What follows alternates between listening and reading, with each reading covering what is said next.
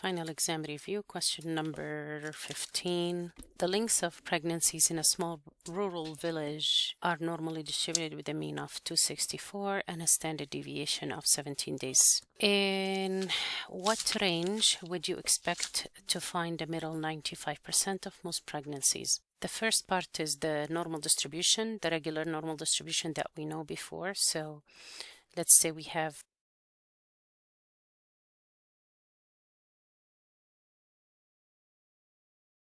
are talking about the middle 95%, and we want to find the x1 and x2, which is the cutoff for the middle 95%.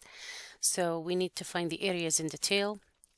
Because this area happens to be in the middle, we say 100% minus 95%, that will give us 5%. And then if we divide that by 2, we get 2.5% for each tail. So this area is 2.5%, and this area is 2.5% as well.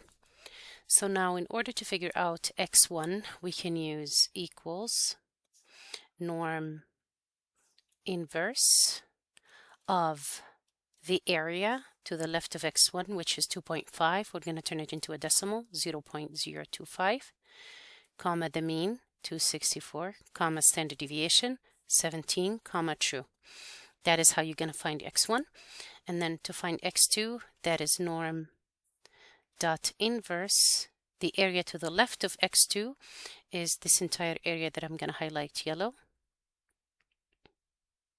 So all of this area. And that is basically you're going to add 95 plus 2.5, that's 97.5. So this is going to be 0.975, comma the mean, comma the standard deviation, comma true. Because this is not going to be part of the final exam, I am just going to explain it this way. I'm not going to go in details on how to answer this part. I will use the same idea to figure out the second part. However, because we have a sample size, the only thing that is going to change is the standard deviation. We need to compute the standard error, the new standard error, which is going to be the standard error for distribution of sample means is the population standard deviation divided by the square root of the sample size. In this case, it's 17 divided by square root of 34. So instead of using the 17, I can use the same formulas and replace 17 with this number right here, with the standard error. That is one method.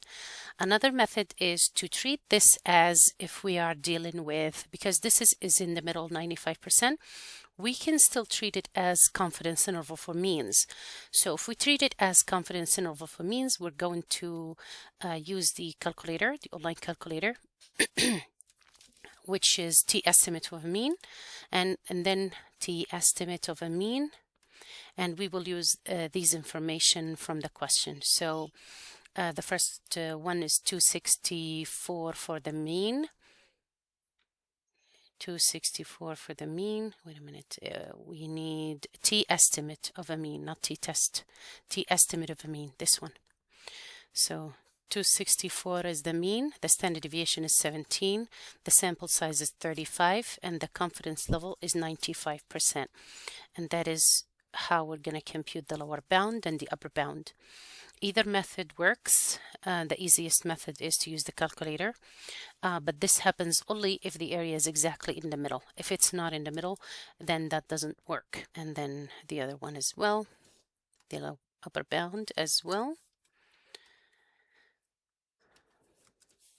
And we can answer that question this way. So you can answer it either way. I showed you both methods. The first part is not going to be part of the exam, so you can skip that altogether. You don't need to do it. Hopefully this is clear, and if you do have questions, you can email me.